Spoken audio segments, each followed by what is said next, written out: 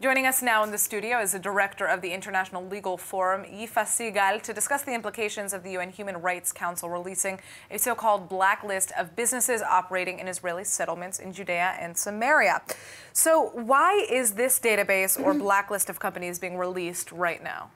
Well, we've known about this. I mean, this was postponed for 2 years. I mean, there were efforts made by Israel, by the United States, by other countries and organizations to postpone this because of the bias that it holds against Israel and the ramification that it can hold potentially against the Israeli economy, the Israeli diplomacy, delegitimization efforts of Israel. And so we didn't know for sure. I mean, not the Israeli government, not organizations like mine.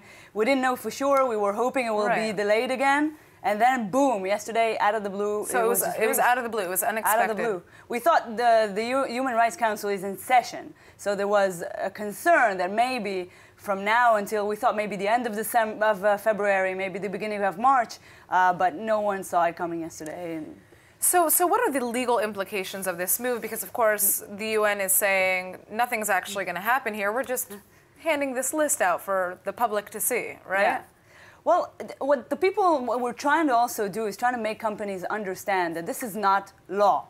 I mean, the Human Rights Council, it sounds very scary. It's the United Nations. It sounds like it's very credible. I think it's potentially can affect PR for companies. But in fact, if companies do choose to comply, mistakenly choose to comply, they're actually risking suffering, let's say, the same fate as Airbnb suffered last year, if you remember, when a lot of groups activated all kinds of laws, American laws, Israeli laws, to file suits against them and take different actions against them. If you recall, after 3 months, they took it back, they revoked the decision. It was very damaging for Airbnb. I don't think any company wants to be the next Airbnb, so it's very important to understand, to make companies understand that they have everything to lose if they comply with this weird biased list, and everything to gain if they stick to the businesses they have. But what does that mean, comply? You're saying just no longer function and work in Israeli settlements in Judea and Samaria? That's what you're saying is complying? Yeah, that's what basically that's what they want to achieve with this list. Is to get these companies to basically say, okay, we're not going to operate here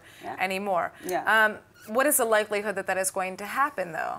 Well, I think, again, I mean, a company, it's a business. If you're on a blacklist published by the United Nations, it has meanings. I mean, it has PR implications. You can get angry phone calls from investors or partners or even the board, customers. No company wants that. I mean, no one wants a bad PR campaign against you, especially not by the United Nations. So, but is that enough of a fear to get people to actually leave this area? I hope not. And as I said, I mean, if they do leave because of the publication of the list, then they can suffer a similar fate to what happened to Airbnb, because there are laws that prohibit discrimination on this basis. And leaving Israel as a part of divesting from Israel, or leaving Israel because of a boycott effort, is completely illegal. There is discrimination laws and anti-BDS laws. There is a lot for us as a group of attorneys working for this cause to do.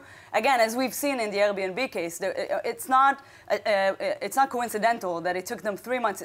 Just imagine if it's a financial giant that after 3 months took back their decision. They signed agreements with various groups and took it back. All right, now Israel is choosing to suspend ties with the United Nations High Commissioner for Human Rights. What does this mean for the future of U.S.-Israel relations? And you mentioned discrimination. Is there any lawsuit that Israel can file in terms of being discriminated against?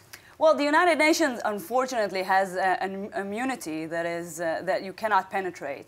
So there's nothing that we can do legally directly against the United Nations. I mean, there are things that we are considering, because there were a lot of groups, obviously radical anti-Israel groups, BDS supporters, that fed them the information.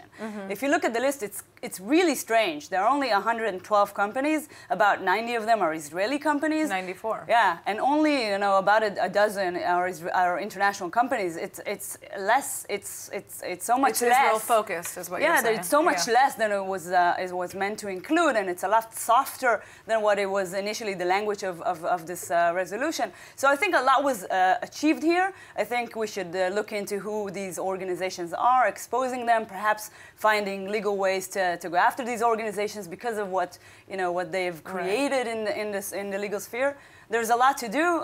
It's just important to inform the world, inform the companies of the risks, the challenges, the opportunities, and before they make a decision in this matter. All right. Thank you so much for joining us, Yifa. Thanks so much.